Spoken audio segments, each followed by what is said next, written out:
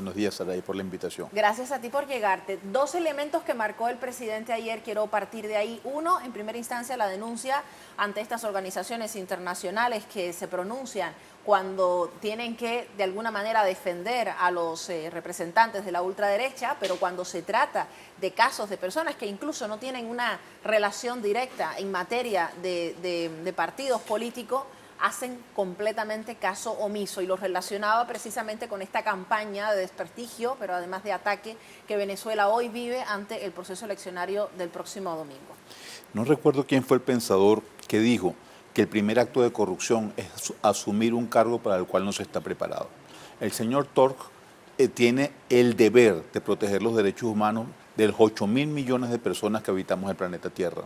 Él no puede seleccionar a quién defiende, por qué lo defiende y a qué intereses obedece. Si esa es su posición, él es un corrupto al asumir como alto comisionado de los derechos humanos. Es una persona ineficiente que permite solamente, pareciera, cuidar a las personas de tez blanca y de ojos azules y no a las personas que somos del sur.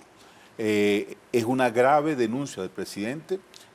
Recordemos que el fiscal general ante la Corte Penal Internacional, por denunciar y solicitar una orden de captura como Netanyahu, se le acusa ahora de acoso sexual, algo que ya parece una práctica cuando los funcionarios ejercen su función, se les descalifica en su posición, en su ámbito personal.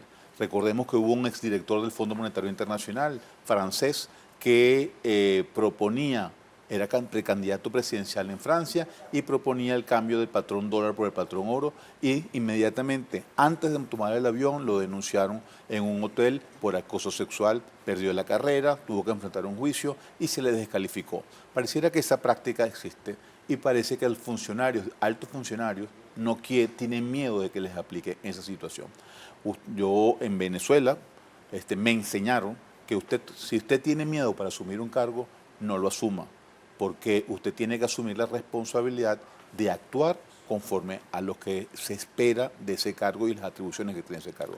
El señor Tork, que es un experimentado diplomático de las Naciones Unidas, pareciera que es parte de la burocracia complaciente con las potencias internacionales.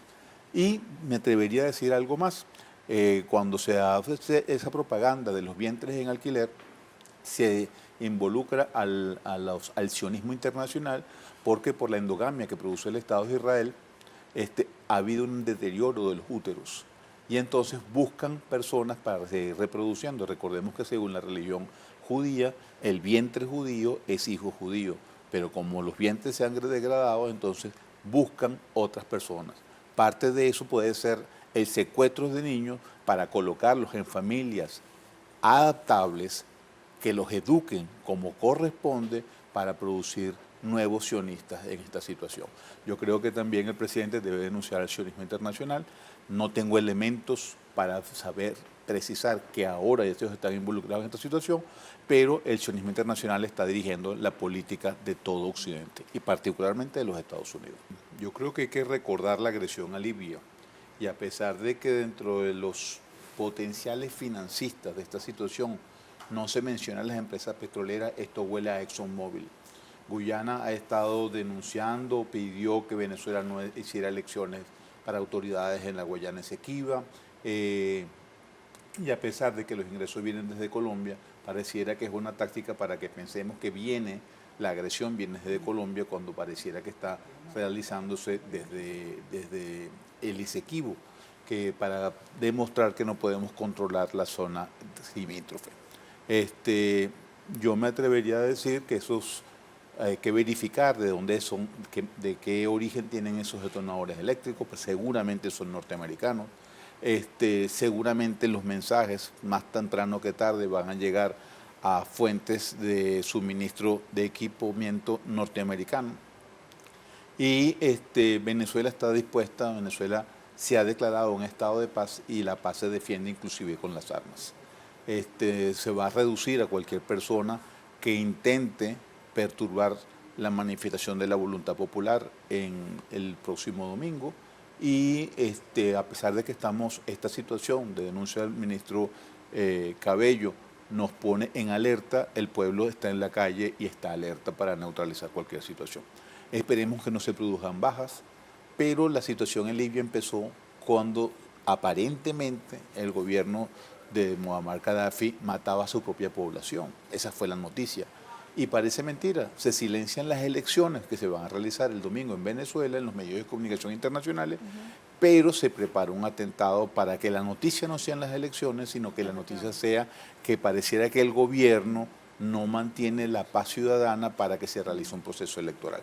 Entonces, tú pareciera que es el mismo discurso, lo que pasa es que tenemos una memoria corta y valdría la pena, y le pediría al canal de Telesur que recordara a cómo empezó el conflicto en Libia.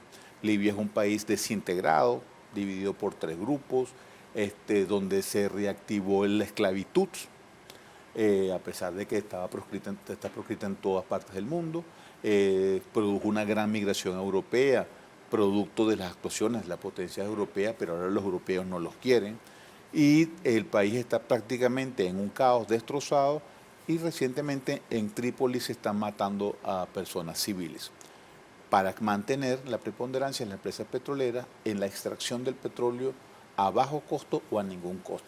Bueno, los intentos, profesor, de desestabilización comenzaron desde hace mucho tiempo en Venezuela, es decir, los ataques, el último que ha demostrado también esa fuerza y la necesidad de fortalecer esa fusión entre lo cívico y lo militar y lo policial, ha sido durante las elecciones. Hubo un gran proceso de intentos, sin embargo, el pueblo salió a las calles, el pueblo venció, el pueblo estuvo precisamente al lado de su fuerza de seguridad, y de alguna manera eso marca un precedente para lo que se prepara, digamos, para este fin de semana. Un precedente en materia de unidad, en materia de estabilidad. Claro, y por eso quiero preguntarle, el pueblo finalmente es el protagonista acá. Es el protagonista, vamos a manifestar nuestra voluntad libremente y a pesar de los obstáculos que los medios de comunicación y las potencias hegemónicas pretenden imponer o visualizar en los medios internacionales sobre Venezuela. El presidente decía, hay que brincar este cerco mediático. Hay una fuerte campaña interna en el país, tanto por representantes del chavismo como representantes de la oposición, haciendo sus procesos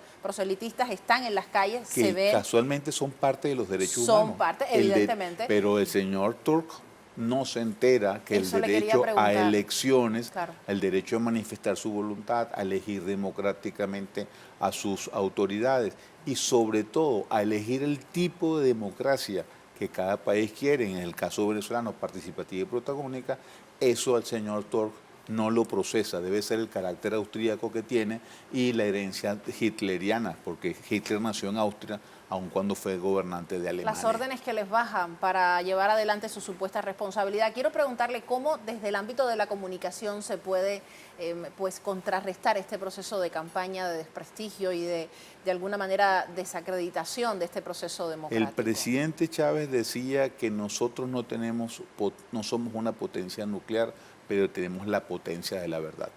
Nosotros siempre hemos hablado con la verdad, que tarde o temprano las mismas potencias hegemónicas, los mismos organismos de inteligencia de esos países han reconocido que nosotros estamos en la verdad.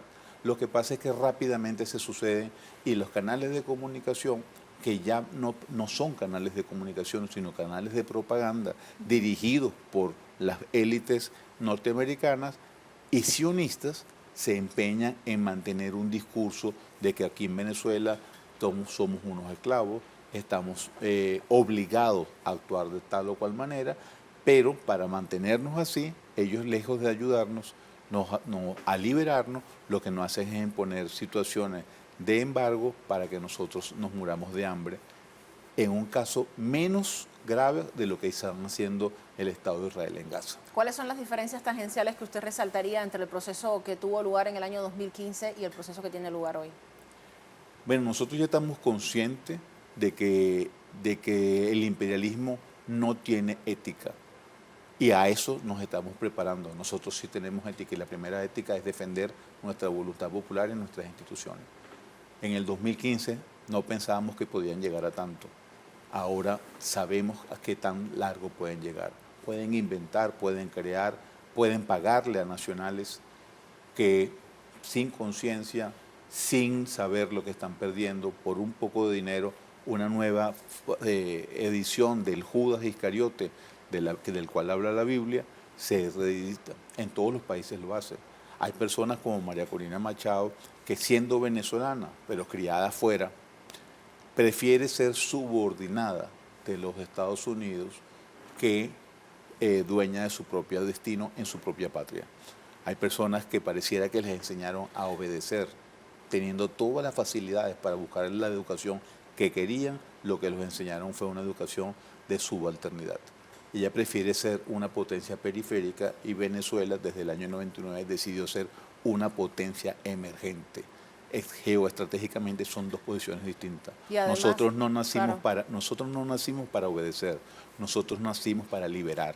y además una asamblea que demuestra hasta el último día que es posible gestionar el plan de proyecto de un país a largo plazo. Quiero destacar lo que sucedía ayer con la aprobación del plan de la 7T, Claro. que más allá de ser un proyecto propuesto en un gobierno específico, está pensado para que sea una política de Estado. Sí, fíjese algo interesante, que ya que los menciona, desde el primer plan de desarrollo del presidente Chávez siempre se han mantenido los 5 objetivos históricos. Eso no se modifica, porque eso es lo que donde nos vemos en el futuro. Ahora, las estrategias sí se ajustan y esa es la diferencia. Las tácticas, la estrategia es la misma. Nosotros queremos ser un país potencia, ya anunciamos al mundo a través de tantos planes de desarrollo cuáles son nuestros objetivos, no son secretos, no queremos invadir, no queremos someter a ningún país, nosotros queremos vivir y mostrar al mundo que otra forma de vida y otra forma de gobierno es posible para hacer feliz al pueblo venezolano. Y que venga entonces buenos días para los próximos y que vengan buenas jornadas para el momento de las elecciones. Gracias, profesor. A la orden para Le todos. agradezco muchísimo por haber venido.